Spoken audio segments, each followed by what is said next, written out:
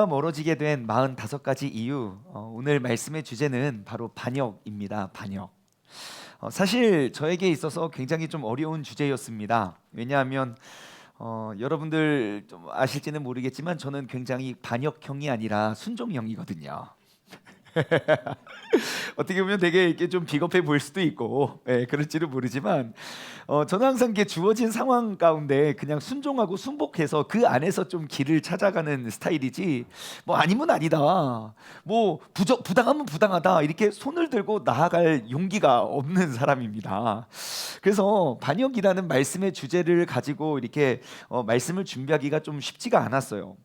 그래서 제가 이게 또 45가지나 되니까 하나 패스할까라고 해서 7과 다음 주 주제를 봤더니 와, 제목이 분노.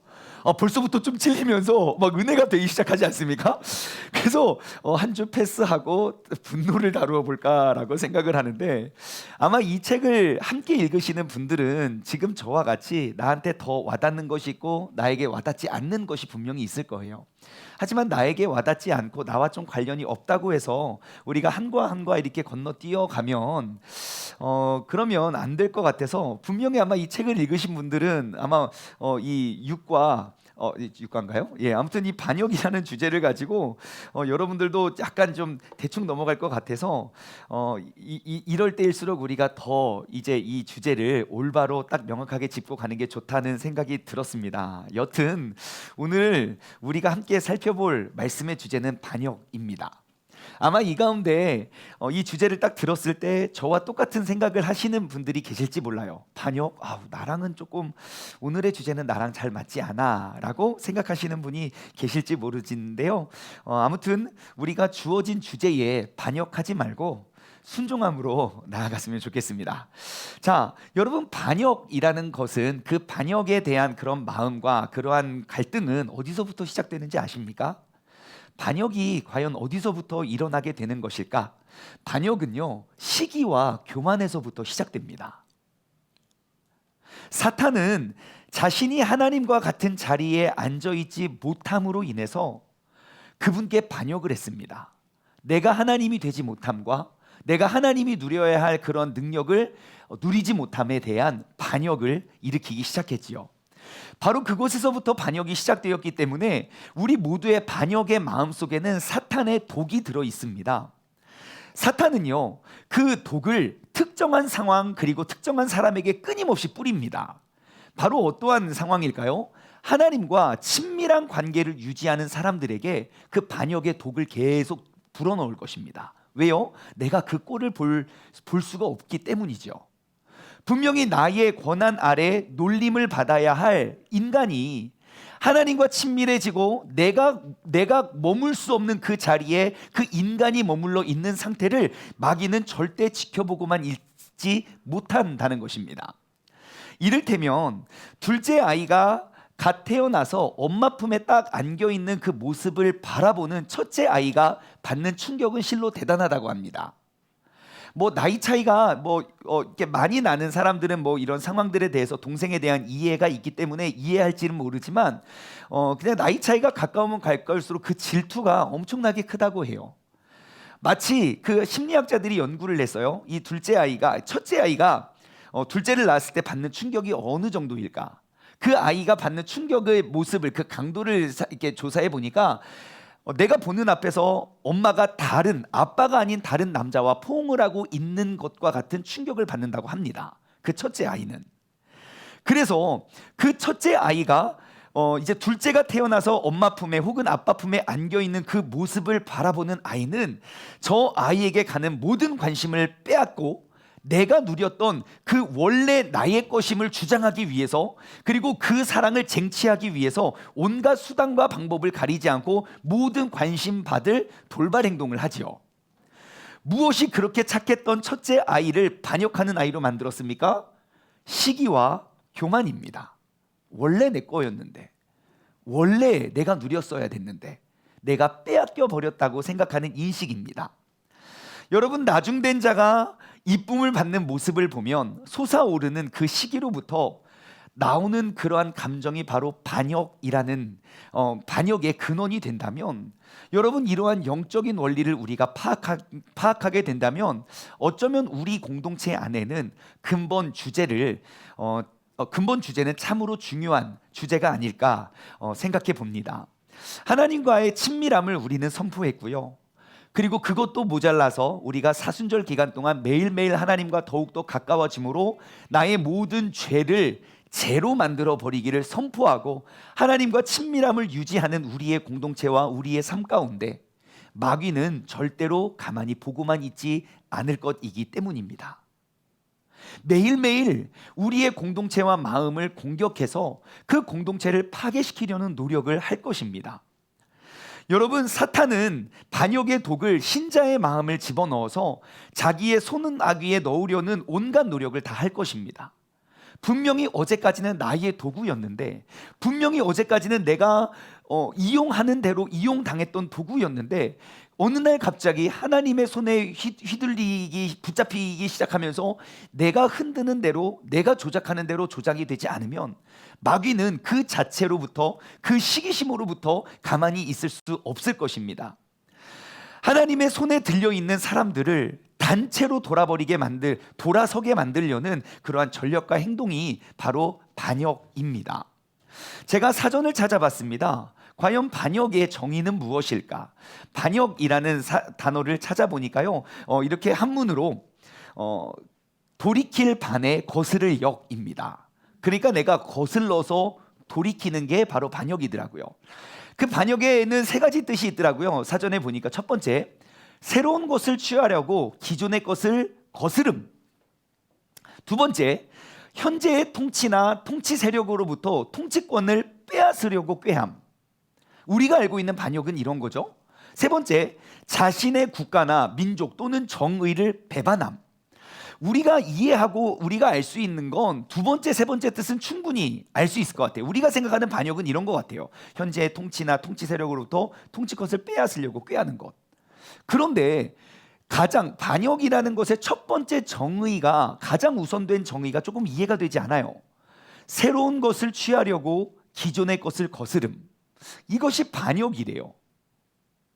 그래서 우리가 이 반역이라는 단어를 조금 옆에서 이렇게 비껴서 보면요, 저 반역이라는 단어가 개혁으로 보일 수도 있습니다. 현재에 대한 불평과 불만을 가지고 개혁이라는 프레임으로 딱 씌워서 사람들을 선동해요. 그래서 결국 그 무리를 파괴시킵니다. 여러분, 저는 지금 모든 개혁이 반역이라고 말씀드리는 게 아닙니다. 하지만 반역의 죄에 빠지는 사람들이 주의해야 될 부분이 그러한 것이 개혁이라고 포장될 수 있다는 부분에 대해서 말씀드리는 겁니다. 여러분, 반역이 무서운 이유는 바로 엄청난 전염성이 있다는 것입니다. 제가 봤을 때 그 오미크론 확산율보다 반역이 가지고 있는 그 전염성이 훨씬 클 것 같아요. 반역은 엄청난 전염성을 가지고 있습니다. 그래서 반역은 언제나 무리를 그냥 혼자 반역하다가 혼자 식어내는 것이 아니라 그 반역을 가지고 있는 것을 언제나 무리를 선동하고 일으켜서 사람들이 많이 모이면 그 모여진 힘으로 어떠한 단체나 그런 공동체를 파괴시키는 정말 무서운 힘을 가지고 있지요. 저는 이게 가입이 되어 있지 않은데 도시마다 또 지역마다 가만히 보면 맘카페가 굉장히 무섭다는 이야기를 들었습니다. 맘카페라고 해서 아빠는 가입할 수 없나 봐요. 제가 물어봤어요. 아빠는 없냐고 하니까 없대요. 그래가지고 저도 없는데, 그 맘카페를 보면요, 정말 뉴스보다 훨씬 빠릅니다. 좋은 정보와 유익한 정보가 오가는 공간이에요. 예를 들어 뭐 어디에 나가는 길이 막혀요. 뉴스에 보면 뭐 왜 막힌지 몰라요. 하지만 맘카페는 모든 걸 알고 있습니다. 원인이 무엇이고 과정이 어떻고 현재는 어떠한지 실시간으로 유익한 정보가 오고 가지요. 하지만 맘카페가 무섭다고 이야기하는 이유는 간혹 어떠한 식당이나 병원이나 뭐 교회도 마찬가지겠죠. 내가 당했던 그런 부당한 느낌을 올렸을 때 그것이 진실과 가짜, 진위 여부와 상관없이 그와 같은 생각이 모여있는 사람들이 모이면 그 단체를 파괴시키는 건 일도 아니래요. 들은 이야기예요. 식당 하나 문 닫게 하는 거 일도 아니라고요. 병원, 그렇게 막 수억 원의 빚을 들여서 그렇게 막 좋은 뜻으로 병원을 세웠는데 병원 하나 문 닫게 하는 거 어려운 일도 아니래요. 그들 마음속에 있는 그 반역감을 충동하면, 거기에 반역의 불씨를 집어넣으면 그것은 금방 전염이 되고 활활 타오르게 된다는 것입니다. 여러분, 우리는 사회적으로 이러한 일들이 얼마나 많은지 모릅니다. 흔히들 우리가 마녀 사냥이라고 하지요. 별다른 이유 없이 아주 작은 원인을 가지고 전체를 파괴시키는 것. 사실 사회뿐만 아니라 교회에도요, 얼마나 많은 반역에 의한 피해를 얻게 되는지 모릅니다.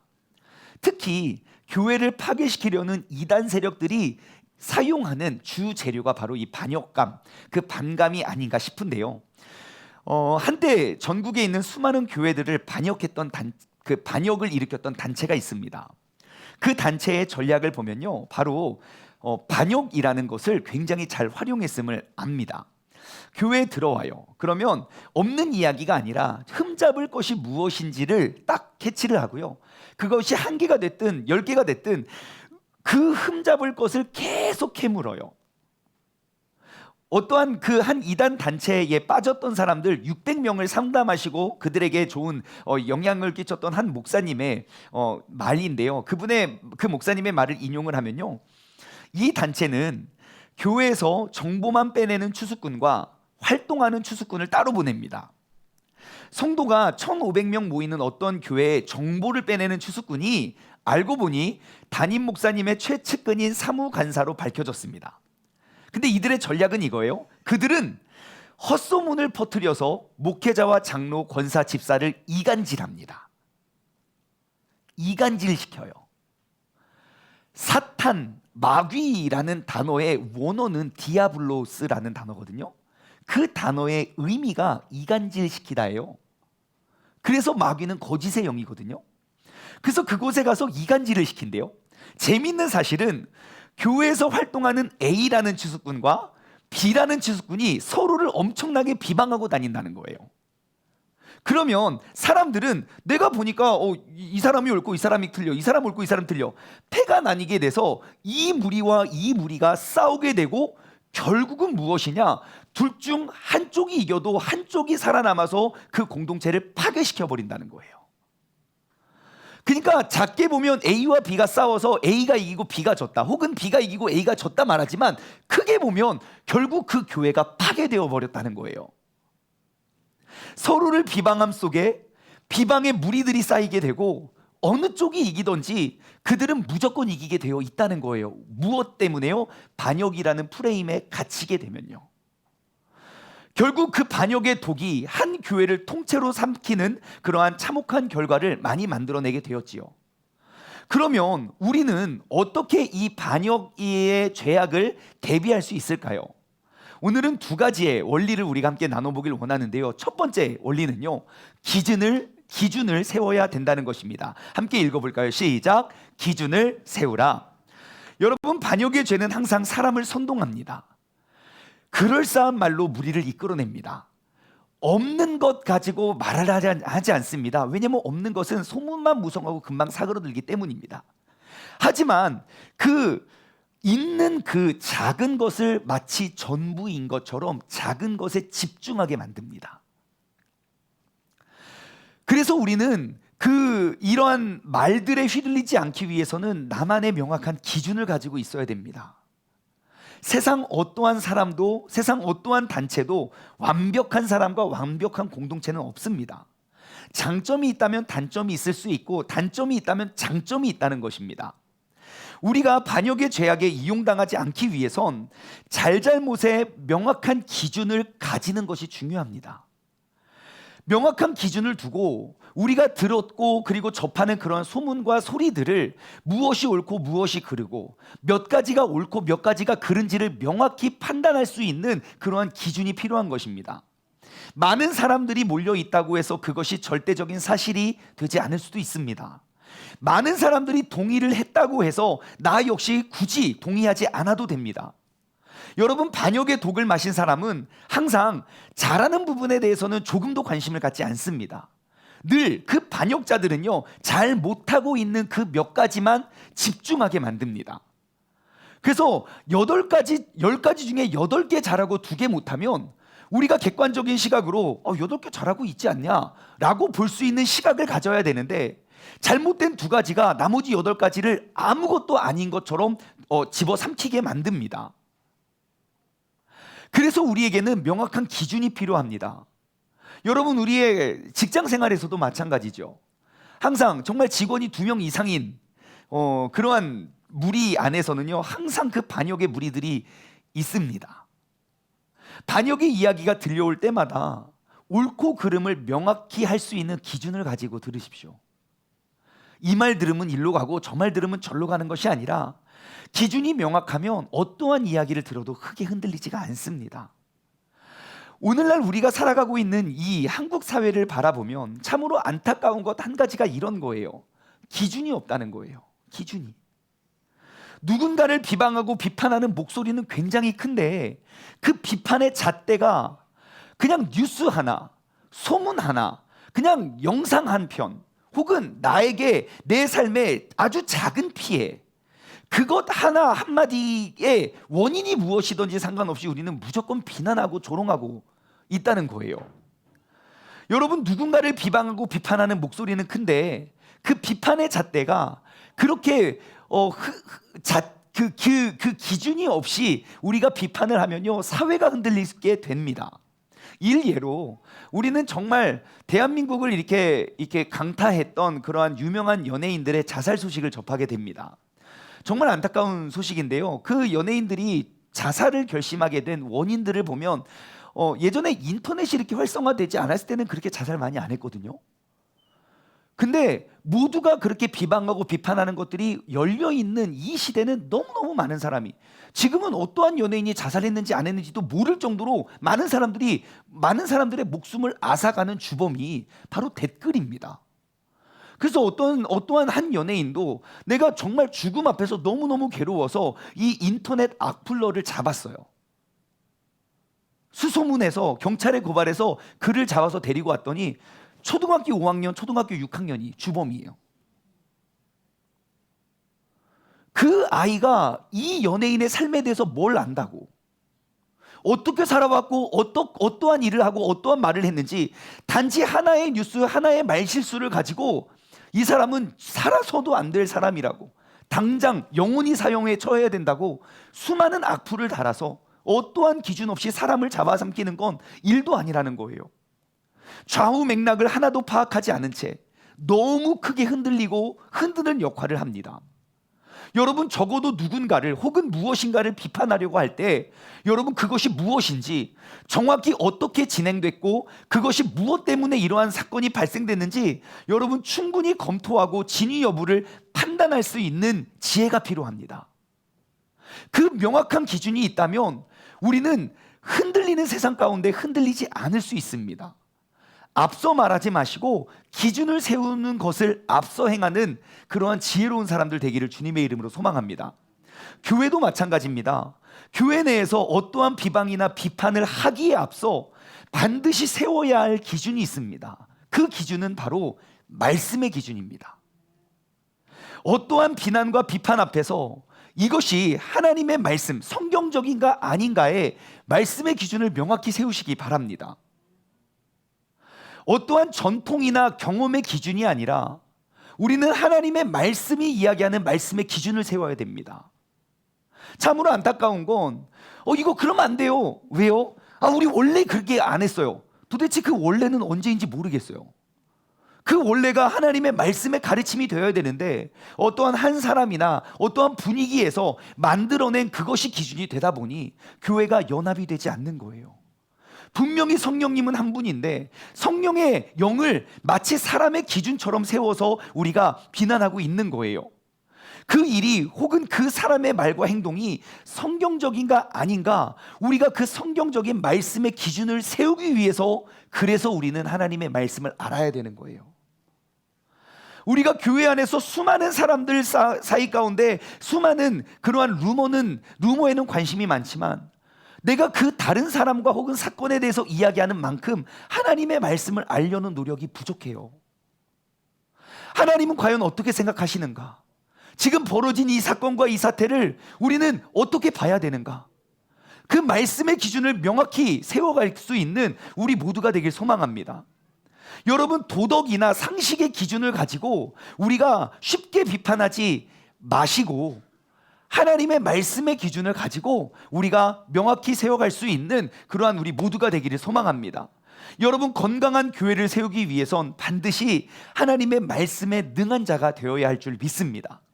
이 말씀의 기준이 바로 선 사람들은요, 세상 속에서도 흔들리지 않습니다. 왜냐하면 성경의 기준은, 성경에 변치 않는 그 중심은 바로 사랑입니다.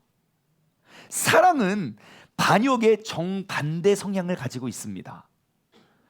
반역의 과정의 모습은 어떠한지 몰라도 반역의 열매는 파괴이고 분열입니다.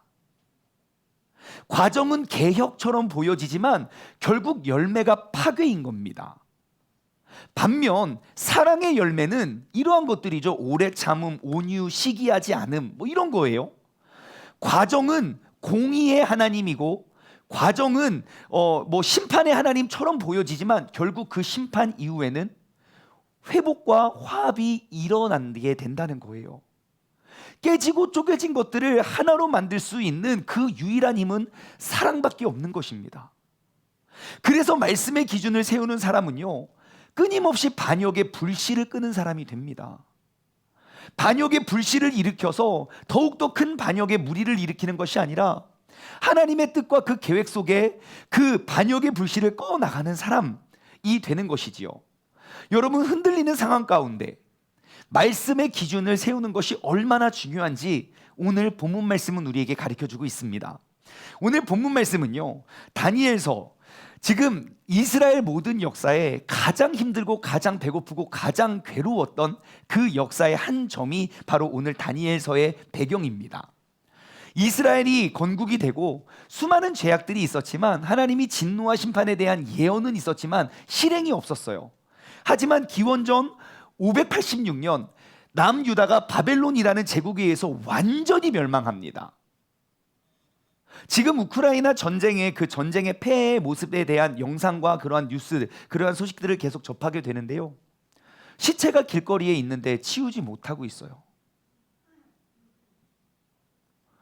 지금 한 나라의 전쟁의 폐해예요. 하지만 지금 우크라이나가 겪고 있는 아픔과 비교조차 할 수 없을 만큼 괴로웠던 게 다니엘서가 쓰여지는 배경이었습니다. 세 번의 포로가 잡혀가요. 기원전 605년, 597년, 586년. 그 기원전 605년에 첫 번째 포로로 잡혀갔을 때 그때 끌려갔던 사람이 다니엘과 세 친구입니다.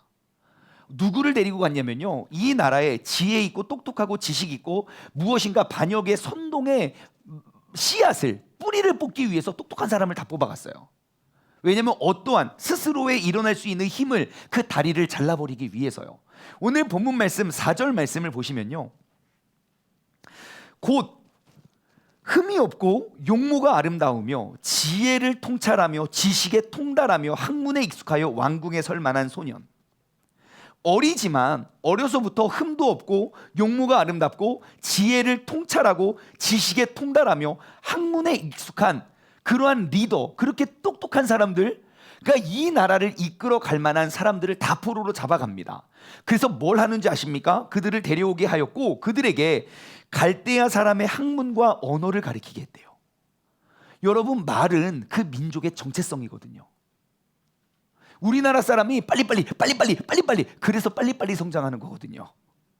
우리나라 그 한글이 가지고 있는 그 힘이에요. 그들의 언어를 바꿔버렸어요. 너희의 말과 너희의 습성을 바꿔버리죠.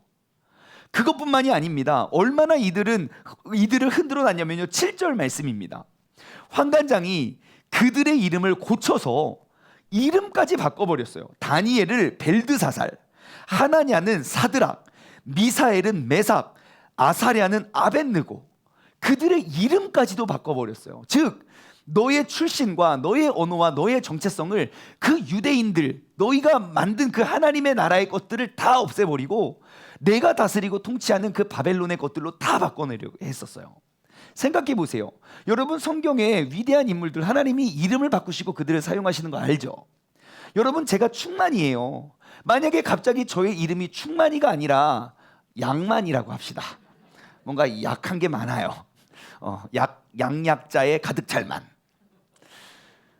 여러분이 지금부터 저를 이제 남은 인생 동안 양만이라고 한번 불러보십시오. 그럼 왠지 지금과 같지 않을 것 같지 않습니까? 반대로 사람들이 다 저를 충만이라고 불러요. 모르겠어요. 80이 돼도 충만할 것 같아요. 느낌은 그래요. 왜요? 사람들이 다 충만아 부른 사람 없어요. 충만아. 왜 이름 자체가 충만하잖아요. 이름이 바뀌는 건 그 사람의 정체성을 바꾸어냅니다. 즉 지금 다니엘과 그 세 친구들은 환경이 바뀌었죠. 사람들이 바뀌었죠. 제도가 바뀌었죠. 왕이 바뀌었죠. 언어가 바뀌었죠. 이름까지도 바뀌는 흔들리는 세상 속에 처하게 됩니다. 그런데 그 다니엘이 기준을 세웁니다. 오늘 본문 말씀 8절인데요. 다니엘은 뭘 합니까? 뜻을 정합니다. 모두가 바뀌고 모든 것들이 뒤바뀌는 상황 속에 내가 지켜야 할 그 뜻, 말씀의 기준을 세웁니다. 그건 무엇이냐? 왕의 음식과 그가 마시는 포도주로 나를 더럽히지 아니하라는 뜻입니다. 왕의 진미를 먹고 마시라고 했거든요. 왕이 먹는 거니까 얼마나 좋은 것만 먹겠습니까? 우리는 식탁에서 보지도 못할 것들 다 먹고 있지 않겠습니까? 근데 그것을 취하지 않아요. 왜냐? 다니엘은 원래부터 채식주의자여서가 아니에요. 원래 고기 잘 먹어요. 하지만 이 우상 숭배하고 우상께 드리는 그 우상에게 제물을 바친 그 가장 좋은 제물을 먹음으로 내 몸을 더럽히지 않고자 하는 뜻을 정합니다. 눈으로 봤을 땐 고기를 먹고 왕의 진미를 먹는 게 되게 좋아 보이겠지요. 그것을 거부하는 그것이 굉장히 미련해 보이겠지요.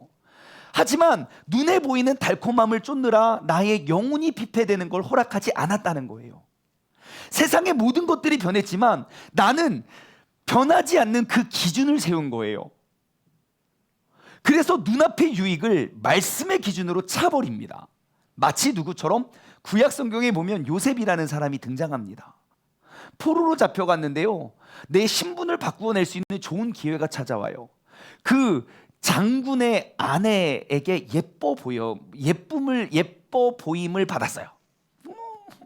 나 예뻐해. 자꾸 나만 쳐다봐. 나만 불러. 그럼 되게 좋아할 것 같은데 요셉은요, 그 여인이 막 옷 벗고 막 쫓아올 때 이렇게 이야기합니다. 내가 어찌 이 큰 악을 행하여 하나님께 죄를 지으리까? 그래요. 저는 그걸 보고 좀 큰 충격을 받았어요. 왜냐? 여러분, 창세기 37장부터 50장까지 요셉 이야기인데, 여러분, 창세기 37장에는 성경이 없었어요. 성경을 가르쳐주는 사람도 없었어요. 예배를 드릴 수 있는 공동체도 없었다고요.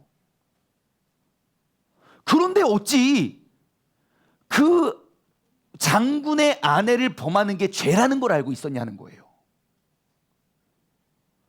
여러분, 그 음행이 죄라는 건 모세의 율법 때 세워졌어요.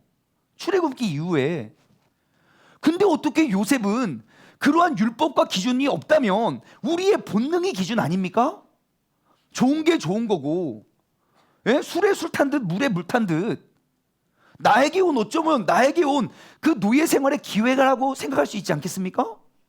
근데 요셉은 어찌 음행을 저지르는 것이 하나님 앞에서 행할 수 없는 일이었고, 남의 부인, 그러니까 다른 장군의 부인, 남의 것을 탐하는 것이 하나님께서 그토록 싫어하는 죄라는 걸 어떻게 알았냐는 거예요. 가르쳐주는 사람이 없는데 답은 간단합니다. 하나님과의 친밀함입니다. 하나님과 내가 친밀한 교제가 있으니 하나님이 무엇을 좋아하시고 하나님이 싫어하시는 게, 하나님이 끔찍하게 싫어하는 게 뭔지 알았던 거예요. 아무도 뭐라고 하지 않아요. 하지만 하나님이 싫어하셨기 때문에 내가 하지 않는 거예요. 왜 그 보디발 장군의 아내가 그렇게 분노를 하면서 막 미친 여자처럼 소리 지르고 얘를 감옥에 집어넣습니까? 나에게 그렇게 모욕감을 준 사람이 처음이거든요. 여러분, 우리는 이처럼, 그래서 우리가 하나님과의 친밀함을 외치는 겁니다. 세상의 기준이 없어졌어요. 그렇기 때문에 우리는 더욱더 하나님과 친밀해져서 하나님과의 그 말씀의 기준을 세워야 하는 줄 믿습니다. 이것이 바로 흔들리는 세상 속에서 기준을 지켜낸 사람의 모습입니다. 반역의 죄에 대비하는 두 번째 방법은요, 거룩한 반역자가 되어야 된다는 것입니다. 함께 읽어볼까요? 시작. 예, 여러분, 우리 모두는 거룩한 반역자가 되어야 됩니다. 이것은 무엇을 말하냐면요, 여러분, 우리가 하나님의 말씀을 쭉 보고 나의 삶을 쭉 비교해 보십시오. 말씀과 내가 일치되면 좋습니다. 하지만 말씀에서 하지 말라는 거 내가 다 하고 있다면, 말씀에서 하라고 하는 것 내가 하기가 부담스럽다면 어쩌면 우리는 말씀의 반역자가 된지 모릅니다. 하지만 우리 모두는 죄악이 가득한 이 세상의 반역자가 되어야 합니다. 우리는 말씀의 반역자가 되는 것이 아니라 거룩한 반역자가 되어야 합니다. 한번 따라해 볼까요? 말씀의 반역자가 되지 말고 거룩한 반역자가 되자. 시작. 여러분, 기준을 세웠던 사람들은요, 소극적으로 활동하지 않았습니다. 다니엘과 세 친구는 나만 거룩해야지, 너희들은 다 그냥 우상 숭배해, 나만 그냥 좋은 거 먹고 나만 이렇게 해야지 라고 생각하지 않았어요. 그 세상의 잘못된 기준에 반기를 들고 반역을 일으킵니다. 오늘 본문 말씀 8절로 다시 돌아가면요, 다니엘은 뜻을 정합니다. 왕의 음식과 그가 마시는 포도주로 자기를 더럽히지 아니하리라 하고 자기를 더럽히지 아니하도록 환관장에게 구해요. 뭐합니까? 내가 나를 더럽히지 않도록 환관장에게 구했어요. 내가 정한 뜻을 나만 가지고 있으면 그 세상 속에 휩쓸려 갈 거라는 걸 알고 있었어요. 지금은 버텨내지만 시간이 지나면 나 또한 이 변화되는 세상 가운데 쓸려갈 것을 알았던 다니엘은요, 구합니다.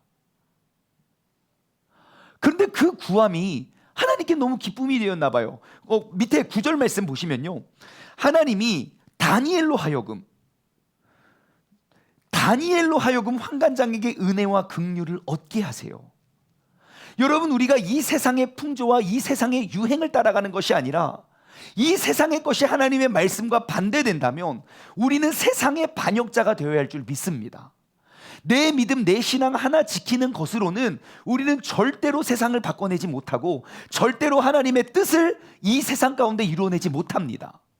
우리는 거룩한 반역자가 되어야 합니다. 세상 속에서 우리가 선포하는 거룩한 반역자는 하나님께서 친히 도와주시는 하나님의 능력의 사람이 됩니다. 또 다른 예를 들어볼까요? 성경 안에는요, 분명히 나이도 어리고 연약하고 왜소한 체격이지만 큰 세상을 물리친 경우가 또 하나 있습니다. 바로 다윗과 골리앗 이야기이죠. 여러분, 골리앗이라는 거대한 장수는 군인들도, 그리고 키가 컸던 사울 역시도 그와 상대할 수 없는 그러한 두려움에 휩싸였습니다. 세상 모든 사람들은 지금 이 전쟁의 승패는 벌써 정해져 있다, 우리는 세상의 흐름 속에 그냥 따라가고 타협해 가고 있었습니다. 분명 그 전쟁터에 있던 다윗의 가족이나 또 다른 사람들은 내가 하나님을 믿는 믿음이 내게 있었어요. 하지만 눈앞에 보이는 그 변화되는 변화와 현실이 너무너무 컸던 거예요. 내가 거룩한 반역자가 되어서 나설 용기가 없었던 거예요. 이거 아닌데, 자꾸 하나님을 비방하고 욕먹는 거 우리 이거 아닌데? 라고 생각을 했지, 누구도 그 앞에 나가서 거룩한 반역자가 되려고 하지 않아요. 하지만 자격 미달이었던, 나이도 부족하고 덩치도 작았던, 갑옷도 입을 수 없는 그렇게 연약한 다윗은요, 손을 들고 나갑니다. 거룩한 반역자처럼 나갑니다. 여러분, 우리가 이 기준이 무너져버린 이 땅 가운데 거룩한 반역자가 되길 소망합니다. 분명히 하나님의 말씀이 아니면 아닌 건데, 아닌데 자꾸 긴 것처럼 우리가 타협하지 않길 소망합니다.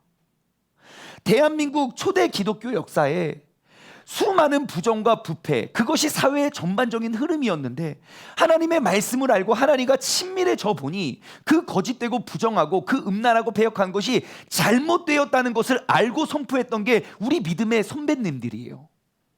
거짓되고 부정한 것들을 다 올바로 세우는 그러한 거룩한 반역을 일으켜냈어요. 처음에는 세상 사람들이 이해할 수 없는 거예요. 왜? 이미 지난 일인데, 이미 끝난 일인데. 하지만 그들의 거룩한 반역의 운동이 대한민국의 사회를 일으켜 세웠어요. 그들에게 교육을 하였고요, 지식을 전달하였고, 정말 힘도 없고 존재감도 없었던 그 여성들에게 학업과 학문을 가리켜서 이렇게 아름답고 건강한 나라를 일으켜 세웠어요. 그래서 사람들은 알아요. 아, 교회를 다니는 사람은 우리보다는 정직할 거야. 우리보다는 순결할 거야. 에이, 교회 다니는 사람이 그럴 리가 없지. 하지만 그러한 고정관념이 오히려 지금은 교회 다니는 사람들이 더해. 교회는 원래 그래. 하나님의 영광의 이름이 이 땅 가운데 이렇게 짓밟힘을 당하고 있는 동안 우리는 무엇하고 있습니까? 술에 술 탄 듯 물에 물 탄 듯 하나님의 말씀을 가지고 이 세상을 살아가는 사람으로서 내 삶 속에 거룩한 반역이 일어나지 않는다면 어쩌면 우리는 이 세상 가운데 타협한 사람이 된 줄 모릅니다. 여러분, 이젠 우리가 이 무리와 공동체를 파괴시키려는 그러한 반역자가 되는 것이 아니라 하나님의 말씀의 기준을 세우는 거룩한 반역자가 되길 소망합니다.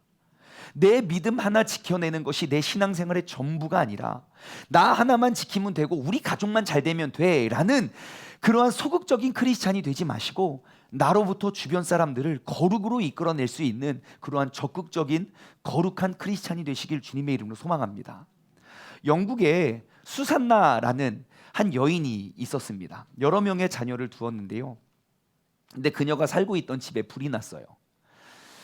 불이 나서 이제 그 자기 옆에 있는 두 아이를 데리고 밖에 나왔어요. 너무너무 다급하고 막 그 불이 나면 그 연기가 되게 독하거든요. 그래서 그 아이를 데리고 나왔어요. 그래서 침실에서 쫙 데리고 나왔는데 나와서 보니까 그 아이의 울음과 비명소리가 들리는 거예요. 딱 보니까 2층에 5살 난 존이라는 아이가 2층 창문에서 소리를 지르고 있는 거예요. 근데 그 옛날에 벌써 다 불이 많이 이제 이게 확산이 되어서 어떻게 들어갈 엄두가 나지 않는 거예요. 근데 그 마을에 있던 어른 2명이 서로 서고 그리고 이 위에 발을 딛고 이렇게 2명이 일어서서 그 아이의 머리끄댕이를 잡고 구해냈습니다. 그래서 그 아이를 딱 구출하는 순간 집이 무너져 버렸어요. 다시 말해 이 수산나는요, 모든 환경이 바뀌었어요. 모든 것들이 변했어요. 집도 잃어버렸고요. 모든 것들이 잃어버렸어요. 돈이 없어서 그 남편이 이제 돈을 벌기 위해서 집을 한번 나가면 몇 달 후에나 한 번씩 들어오는 거예요. 어떠한 희망도 없잖아요. 그래서 그 여인이 무엇을 하냐면요, 불타버린 그 집터에서 딱 한 가지 일을 합니다. 아이들과 함께 매일매일 예배를 드리면서 하나씩 그 집을 세워갔어요. 모든 것들이 변했어요. 모든 것들이 흔들렸다고요. 근데 말씀의 기준을 세우고 계속 말씀으로 아이를 양육하고 가르쳤어요. 그리고 그 여인은 73세에 세상을 떠났어요. 근데 그 수산나라는 여인이 누구냐면요, 바로 영국 역사의 흐름을 지대한 영향을 끼쳤던 감리교의 아버지 존 웨슬리의 어머니가 됩니다. 세상은 바뀌고 모든 것들이 불타고 모든 것들을 잃어버렸다 생각했지만 거룩한 하나님의 말씀의 기준을 세우고 그 아이를 길러냈던 사람, 정말 기독교 역사의 가장 위대한 한 명의 인물을 만들어냅니다. 또 한 명, 6,000곡이 넘는 찬송가를 작곡한 찰스 웨슬리도 바로 그 수산나의 자녀라는 거예요. 모든 것들이 다 불로 타서 폐허가 되는 상황 속에서도 말씀의 기준이 붙잡고 살아간다면 하나님은 언제나 우리에게 도움을 주시고 길을 열어주십니다. 무너져버린 환경 속에서 말씀의 기준을 세우는 것이 우리에겐 너무너무 중요합니다. 저희가 이제 이렇게 단체로 있는 그런 카톡방 중에 저의 이제 신학교 동기 중에 한 사람이 우크라이나 선교사예요. 이러한 저러한 이제 정보들을 계속 우리 카톡방으로 공유를 하는데 되게 좋은 반가운, 그러니까 뭐 다 힘들고 어려운 상황이지만 반가운 뉴스 하나를 접했어요. 뭐냐? 여러분, 지금 우크라이나에 성경책이 동났대요. 성경책이 없대요. 왜? 다들 그 말씀을 사모하고 회복하고자 하는 운동이. 여러분, 이들의 거룩한 반역은 제도를 바꾸어 놓는 그러한 결과를 얻습니다.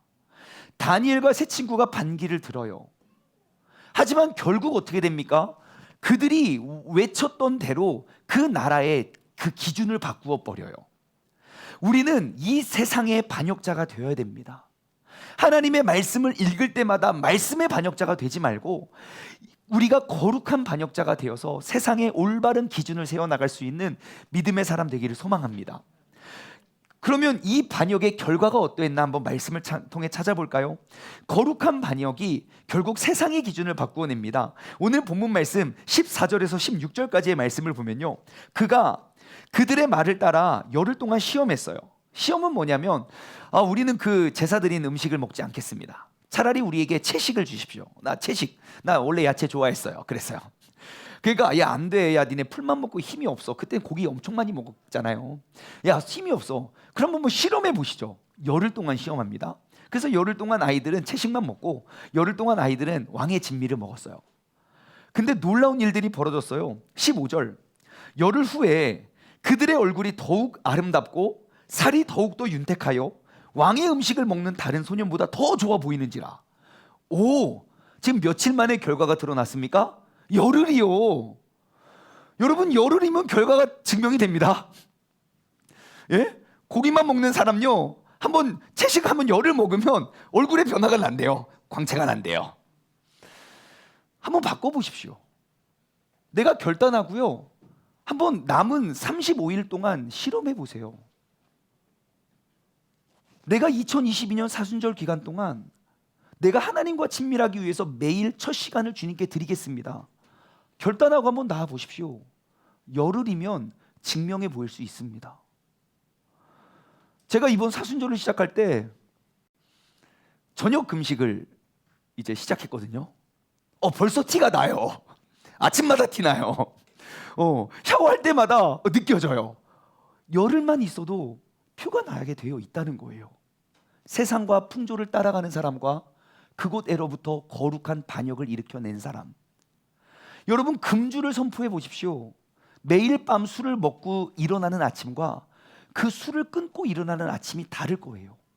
열흘이면 티가 나요. 열흘 동안 이 아이들의 얼굴에 광채가 나는 거예요. 16절. 그리하여 어떻게 됩니까? 감독하는 자가 그들에게 지정된 음식과 마실 포도주를 제하고 채식을 두느라. 여기서 말하는 그들은 누굽니까? 같이 훈련받았던 그러한 어린 아이들이에요. 똑똑하고 지혜와 지식이 명철했던 아이들. 그러면 이렇게 한번 우리가 접근해 봅시다. 여러분, 다니엘과 세 친구는 뜻을 정해서 채식을 먹었어요. 맛있는 그 고기를 안 먹었어요. 근데 그 친구들은 어땠을까요? 갑자기 엄청난 왕의 진미가 있다가 갑자기, 야, 얘들 봤냐? 얘네 얼굴이 달라졌어. 오늘부터 우리는 채식이다. 고기를 싹 치웠어요. 그러면 이 친구들의 반응은 어땠을까? 1번, 에이, 다니엘 때문에 고기도 못 먹고 뭐야 이 풀떼기, 이렇게 했을까? 1번. 아니면 2번, 야, 우리도 채식하면 다니엘처럼 얼굴에서 빛이 날 수 있는 거야? 2번. 어떻게 생각하십니까? 다니엘의 친구들은 아마 여러분, 제가 이 질문 드리기 전 여태까지는 아마 에이씨, 고기도 야, 무슨 야채도 야채 풀떼기만 먹고, 아마 그랬을 거라고 생각하셨을 거예요. 다시 한번 생각해 보세요. 열흘을 시험했어요. 고기를 먹는 아이와 야채만 먹는 아이, 고기만 먹어왔던 아이와 이제 야채를 먹으면 어떨지 모르는 상황 속에 열흘을 시험했는데 얘네 얼굴에 광채가 나고 얘네 얼굴에는 광채가 나지 않아요. 그때 이제 결단을 합니다. 이제 우리는 채식을 합니다. 그럼 이 아이들의 반응 1번, 에이씨, 다니엘 때문에 고기도 못 먹고 진짜 고기 먹고 싶어. 힘이 막 없어. 그랬을까? 아니면 2번, 야, 우리도 야채 먹으면 얼굴에서 빛이 날 수 있어.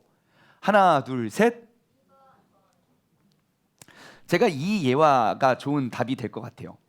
제가 예전에 들었던 이야기인데 지금 정확한 이름이 기억이 안 나요. 아마 제 기억으로는 마산에 있는 어떠한 한 여자 고등학교 이야기입니다. 그 마산에 있는 한 여고에 어느 선생님, 제가 그분 성함도 알았는데 메모를 못 찾겠어요. 분명 다 적어놨는데. 그래서 아무튼 이름은 잊어버렸는데, 그 선생님이 믿음이 굉장히 좋으신 분이었어요. 아이들이 항상 교회에서 어울리고 교회에서 뛰어노는 모습이 안타까워서 야, 일로 와 해가지고 애들한테 맨날 공부를 시켰어요. 그 교회 모임 항상 공부를 시켰던 거예요. 근데 그 선생님이 학교에서 그 이제 새롭게 개교한 그 한 여고의 고등학교에서 공부를 시키는데, 그 교회에 한 학생이 있어서 항상 그렇게 공부를 가르쳤어요. 야, 지혜의 근본은 하나님의 말씀이다. 성경 보고 그다음 공부해. 성경 보고 공부해. 그래서 막 개교하고 성경 보고 공부한 그 학생이 개교 이래 첫 번째 서울대학교 입학을 하게 됩니다. 그리고 났더니 그 아이가 서울대학교 딱 합격하고 난 다음에 그 학교에 공부 좀 한다는 애들에게 어떠한 문화가 자리 잡았을까요? 야, 성경 보고 공부하면 서울대가. 야, 서울대 가려면 성경 보고 공부해야 돼. 이게 거룩한 반역입니다. 제가 모르긴 몰라도 다니엘의 새 친구들 때문에 아마 채식의 분위기 바람이 불지 않았을까 싶어요. 나 요즘 이렇게 피부가 안 좋은 거가, 야, 채식하면 야, 광채가 나야 돼, 광채가 나야 돼. 그런 소문이 왜 안 나겠습니까? 아마 왕도 했을지도 몰라요. 아무튼 여러분, 우리가 이제 올바른 기준을 가지고 우리가 세상을 바꿔낼 사람들 되기를 주님의 이름으로 소망합니다. 우리가 성경적인 기준을 가지고 살아간다면 하나님께서 책임지시는 삶의 주인공이 됩니다. 여러분, 하나님의 기준과 하나님의 법도로 이 세상을 살아가 세상의 기준보다 더 뛰어난 하나님의 방법이 있음을 증명해낼 수 있는 믿음의 사람 되기를 소망합니다. 우리가 이제부터는 하나님의 말씀으로 무장하여 부정하고 패역한 세상에 대한 반역을 이루어내는 거룩한 반역자가 되기를 주님의 이름으로 간절히 소망합니다. 적용 질문을 드립니다. 첫 번째, 내가 반역하고 있는 것은 무엇입니까? 여러분, 한번 나의 삶을 돌아보고 왔으면 좋겠습니다. 나는 하나님 말씀의 반역자입니까? 아니면 이 세상의 반역자입니까? 하나님의 말씀을 읽으면 읽을수록 내가 하나님을 더욱더 닮아가고 있는 사람입니까? 아니면 나의 삶의 모습과 정반대되는 사람입니까? 여러분, 우리는 이 세상의 반역자가 되었으면 좋겠어요. 하나님의 말씀을 붙잡고 하나님과 친밀함으로 시시각각 변하는 이 세상 가운데 흔들리지 않는 그러한 기준의 사람이 되기를 소망합니다. 오늘 새롭게 결단했으면 좋겠어요. 두 번째 질문입니다. 그러면 말씀을 기준으로 여러분 어떠한 뜻을 정하시겠습니까? 다니엘은요, 나의 몸이, 나의 마음이 더럽혀지지 않기 위해서 그렇게 맛있고 좋은 왕의 진미를 거절했습니다. 여러분, 나의 영을, 나의 마음을 정결케 하기 위해서 여러분 어떠한 뜻을 정하시겠습니까? 지금 아주 좋은 때잖아요. 2022년에 사순절 한 번밖에 없습니다. 여러분, 내가 올바른 뜻, 주님과 멀어졌던 그러한 나를 죄 속으로 만들어 끌어내는 그러한 죄를 불태워서 죄로 만드는 기간이 되었으면 좋겠어요. 여러분, 선포하십시오. 그냥 혼자만 알고 계시지 마시고요, 내가 말씀의 기준으로 어떠한 뜻을 정했는지. 세 번째 질문인데요, 그러면 나는 그 말씀의 기준을 구해야 될 대상은 누구입니까? 알고만 계시지 마십시오. 우리가 옳고 올바른 삶을 내가 살아가리라 다짐하고요, 그것을 지켜주고 돌봐줄 사람에게 선포하십시오. 다니엘은 포로 주제에, 나이도 어린 주제에, 아는 것도 없고 경험도 없는 주제에 고백합니다. 내가 나에게 한번 시험해 보십시오. 열흘만 시험해 보십시오. 어떻게 되나. 다윗도 전쟁터에 나갈 수 없는 주제입니다. 갑옷도 입을 수 없는 연약한 존재이지만 믿음으로 선포합니다. 내가 나아가 저 골리앗을 물리치고 오겠습니다. 여러분 주변에 말씀의 기준을 구해야 될 대상에게 찾아가 말씀의 기준을 세워갈 수 있는 저와 여러분 되기를 주님의 이름으로 간절히 소망합니다. 오늘 말씀을 맺으며 우리가 이 찬양 고백했으면 좋겠습니다. 찬양의 가사가 오늘 말씀을 이렇게 요약한 것 같아요. 찬송가 268장인데요, 죄에서 자유를 얻게 하는 힘은 바로 보혈의 능력, 주님의 보혈입니다. 내가 모든 시험을 이기고 승리할 수 있는 참 놀라운 능력입니다. 이 찬양의 2절 가사는 이렇게 기록되어 있어요. 육체의 정욕을 이길 힘은 보혈의 능력입니다. 여러분, 나의 육체의 정욕을 누가 이기게 하겠습니까? 누가 이기며 살겠습니까? 오직 예수 그리스도의 보혈밖에 없습니다. 그 보혈은 나에게 정결한 마음을 얻게 하니 참 놀라운 능력입니다. 주님의 보혈, 주님의 보혈 능력이 있습니다. 그리고 우리는 그 보혈의 능력을 믿습니다. 주님의 보혈, 그 어린 양의 매우 귀중한 그 피의 능력을 우리가 붙잡고 나아가길 소망합니다. 이 시간 우리가 힘차게 박수 치시면서 우리가 찬양하도록 하겠습니다.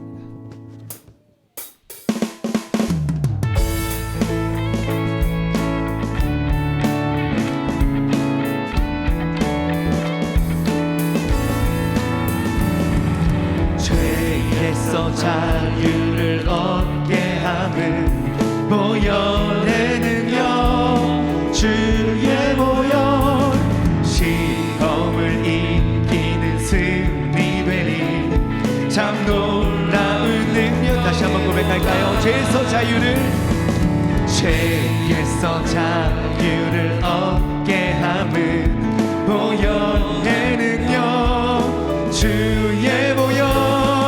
시험을 이기고 승리하니 참 놀라운 능력이로다. 네. 주의 보혈 능력이 또한 주의 피 믿으오.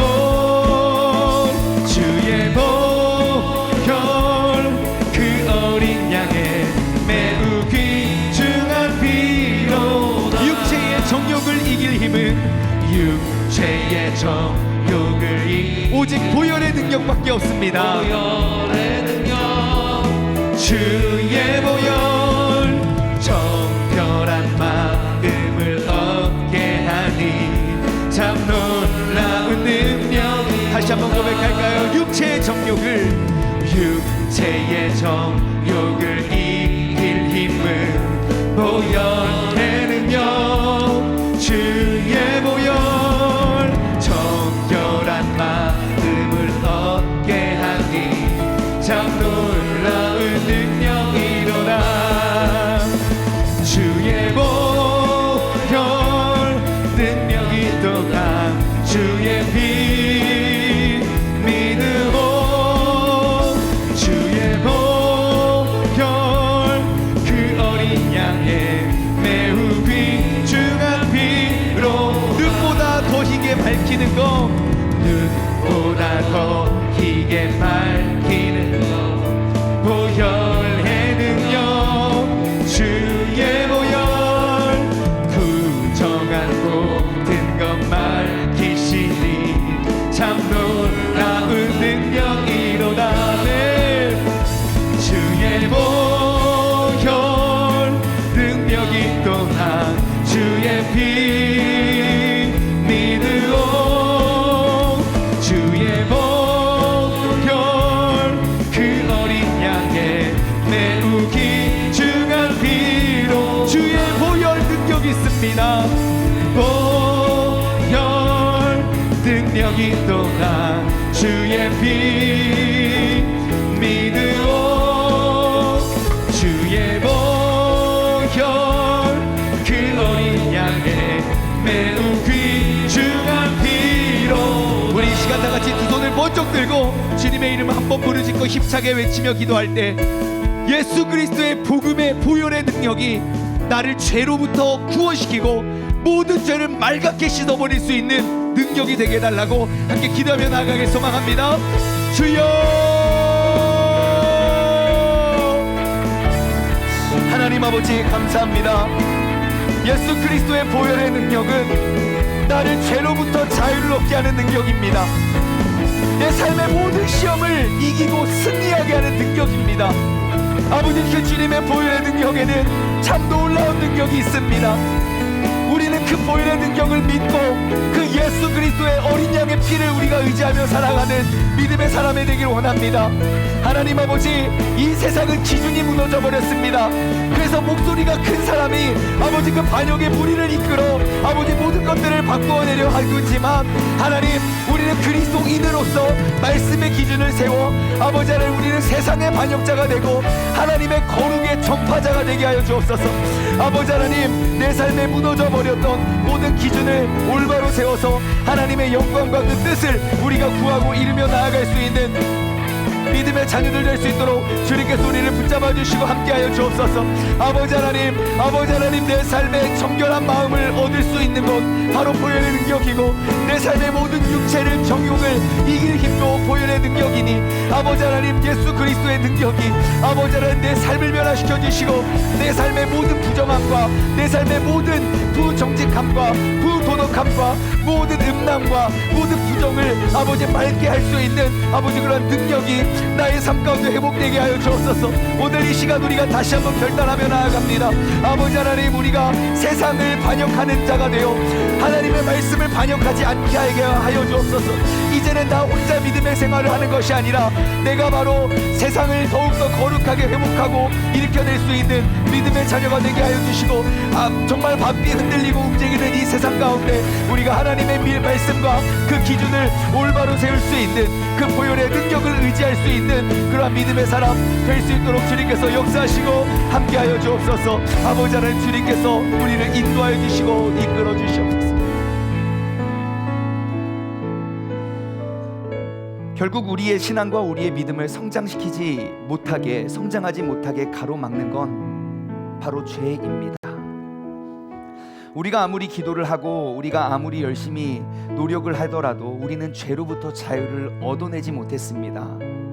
왜냐하면 내가 예수 그리스도의 보혈의 능력을 믿는 그 믿음이 작았기 때문입니다.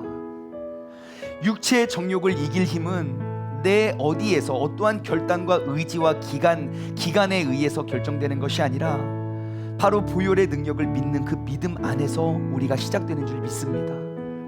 하나님 아버지, 지금까지 내가 외치고 알아왔던 그 보혈의 능력은 단지 내가 죄를 10번 지을 걸 9번 짓게 만들고 9번 지을 걸 8번 짓게 만드는 것이 아니라 죄로부터 자유를 얻게 하는 능력이 되는 줄 믿습니다. 하나님 아버지, 우리가 주님을 부르짖는 그 예수 그리스도의 이름의 능력은 정말 무너져가고 쓰러져가는 이 세상의 무리 가운데 우리가 휩쓸려가는 것이 아니라 무너졌던 이 세상의 반역자가 되어 거룩한 하나님의 말씀으로 다시금 일으켜 세울 수 있는 그런 믿음의 능력을 우리가 경험하길 소망합니다. 하나님, 이제는 내 믿음, 내 신앙 하나 지키는 것에 우리가 만족하거나 급급해하는 것이 아니라 정말 포로로 잡혀가고 모든 것들이 변하고 이름조차도 언어조차도 모든 것들을 잃어버렸던 그때에 하나님의 말씀으로 그들의 뜻과 그 질서를 바꾸어 내었던 다니엘처럼 하나님, 오늘 이 땅을 살아갈 수 있는 우리 모두가 바로 이 땅의 다니엘이 되게 하여 주옵소서. 그로 말미암아 하나님의 영광이 온전히 회복되어질 수 있는 우리 세종중문교회 모든 성도님들 되게 하여 주옵소서. 이제는 우리 주 예수 그리스도의 은혜와 아버지 하나님의 무한하신 사랑하심과 성령님의 교통하심이 우리가 말씀의 기준을 세워 우리가 하나님의 뜻을 이루어 가길 소망하는 사랑하는 우리 세종중문 가족들 머리 위에, 그리고 이 시간 영상을 통해 예배드리는 모든 사람들 머리 위에 이제로부터 영원토록 함께 하시길 간절히 축원하옵나이다. 아멘.